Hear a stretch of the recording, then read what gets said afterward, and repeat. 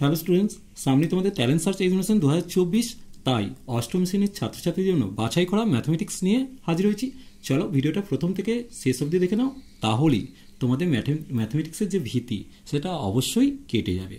প্রথম কোশ্চেন যেটা দেওয়া আছে, x square plus x minus 20 এর উৎপাদকদের অন্তর্ফল হলো। তাহলে বিয়োগফল করতে বলেছে কিসের? না উৎপাদকের। চলো আগে উৎপাদকগুলো দেখে নেবো কী কী আছে। দেখো প্রথমে অঙ্কটা টুকে নিয়েছি, এবার উৎপাদকে বিশ্লেষণ করছি।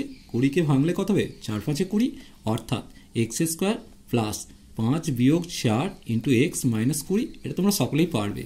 X square plus 5x minus 4x minus 20। তাহলে এক্স কমন গেলে এক্স প্লাস 5 একটা উৎপাদক, আর 4 কমন গেলে এক্স মাইনাস 5, এখানে প্লাস হয়ে যাচ্ছে। এরপর দেখো এক্স প্লাস 5টা কমন নিলাম, এক্স মাইনাস 4।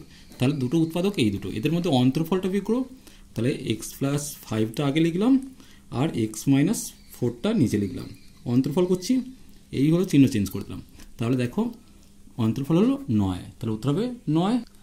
যদিও এখানে উত্তরটা 9 দেয়া নেই, কিন্তু এখানে 9 উত্তর হবে। এরপর দেখো বলছে কোন সংখ্যার 8% সমান 64 হবে, সংখ্যাটি কত? তাহলে প্রথমে আমি ধরে নিচ্ছি সংখ্যাটা হচ্ছে এক্স। তাহলে এক্সের 8% মানে লিখতে পারি এক্স গুণিত 8/100 সমান 64। সেখান থেকে এক্স সমান কত লিখব? 64 গণিত 100টা উপরে যাবে আর 8টা নিচে আসবে, 8 8 64। তাহলে এক্সের মান পেয়ে গেলাম 800। তাহলে উত্তর হবে 800, অর্থাৎ এখানে তোমরা সি এর উত্তরটায় দাগ দেবে। এক সরলকোণ সমান কত ডিগ্রি? এক সরলকোণ মানে 2 সমকোণ, অর্থাৎ 2 × 90 ডিগ্রি, তার মানে 180 ডিগ্রি। তাহলে এখানে ডি এর উত্তরটা সঠিক হবে। এক সরলকোণের মান হচ্ছে 180 ডিগ্রি। এরপর দেখো এক্স এর অর্ধেকের y% মান কোনটির সমান হবে? চলো দেখে নেব। তাহলে প্রথমে আমি কি করলাম, এক্সের অঙ্কটা দিয়েছে এক্স এর অর্ধেকের বলেছে, তাই লিখেছি x/2 × y% সমান লিখতেই পারি x/2 গণিত y/100। সেক্ষেত্রে কত হচ্ছে? xy/200। তাহলে উত্তরটা হবে xy/200। তার মানে তোমরা এর উত্তরটা দাগ দিচ্ছ। শতকরা হারে প্রকাশ করতে বলেছে, চলো দেখে নেবো শতকরা হার কত হবে। দেখো প্রথমে 100% গুণ করে দিয়েছি, তাহলে এটা পূর্ণ ভাঙলে কত হচ্ছে? 9/4 গণিত 100% করলাম, 4 দিয়ে কাটছি, এটা 25 হলো। তাহলে 8 25 200 হয়, 9 25 225। তাহলে উত্তর হবে 225%। তাহলে এখানে এর উত্তরটা সঠিক হবে। এরপর দেখো 81 অঙ্কটা, 800 টাকার বার্ষিক 10% হারে 5 বছরের সুদ কত হবে? দেখো এটা যদি তোমরা টেনে উঠতে তাহলে এক লাইনেই করতে পারতে, যেহেতু তোমরা 8 স্টুডেন্ট তাই তোমাদের জন্য আর ঐকিক নিয়মে করছি। 100 টাকার 1 বছরের সুদ হচ্ছে 10 টাকা। 1 টাকার 1 বছরের সুদ কি হবে? কম হবে, তাহলে 10/100 হবে। আর 8 টাকার 5 বছরের সুদ কত হবে? তাহলে 10/100।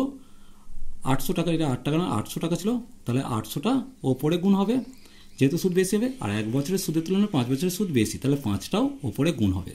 দুটো শূন্য কাটিয়ে দিলাম, 5 8 40, অর্থাৎ সেক্ষেত্রে 40-এর পাশে আর একটা শূন্য বসছে, অর্থাৎ এখানে উত্তর হবে সি এরটা 400 টাকা। 1 থেকে 225 পর্যন্ত যোগ করলে যোগফলের একক স্থানীয় অঙ্ক কত হবে?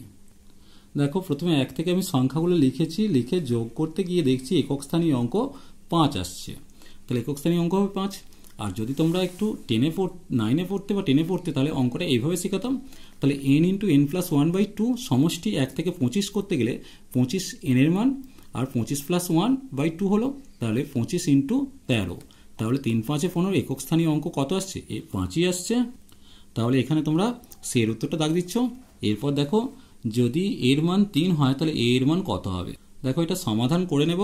তাহলে প্রথমে আমি গুণ করে দিচ্ছি 3 5 15a - 9 প্লাস 3 4 12 সমান দিয়ে 2a - 3a - 7 করলাম। তাহলে বা দিয়ে 15a - 2a প্লাস 3a করলাম, আর এদিকটা করলাম -7 প্লাস 9 -12। তাহলে এখানে কত হচ্ছে? 13-এর সাথে 3 যোগ করলে 16a। তাহলে 16a সমান এটা কত হচ্ছে? এটা 19 হচ্ছে, 19 থেকে 9 বাদ দাও, 19 থেকে 9 বাদ দিলে কত হচ্ছে? 10 হচ্ছে। তাহলে -10 অবশ্যই, এর মান হচ্ছে -10/16। 2 তে কাটলে উপরে 5 নিচে 8, তাহলে -5/8 পেয়ে গেলাম। তাহলে উত্তর হবে এটা।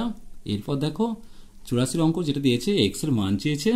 দেখো প্রথমত আমি এটা আগে লসাগু করে যোগ করে নিচ্ছি, তাহলে এটা 144 লসাগু হবে 144 + 25 মানে 169 আসছে, সমান দিয়ে এটা বেরিয়ে আসবে কত 13 আর 12।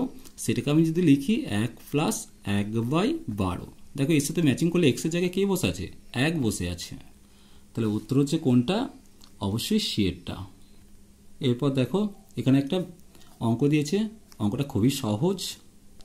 দেখো তোমরা নিশ্চয়ই জানো এটাকে যদি আমি এ ধরি তাহলে a² + b² + 2ab, তার মানে a + b তার হোল স্কোয়ার, তাহলে আমি লিখব a মানে 35 b মানে 45, a + b বা a + b তার হোল স্কোয়ার বাই 80² করে দিলাম, সমান দিয়ে ওপরটাও 80² আর নিচেটাও 80², কেটে গিয়ে কত থাকছে 1 থাকছে, তাহলে উত্তর হলো অবশ্যই এরটা। এর মান চেয়েছে, দেখো এটা যদি 0 এর মান হচ্ছে 1 হয়, তাহলে এটা 1 হয়ে গেল।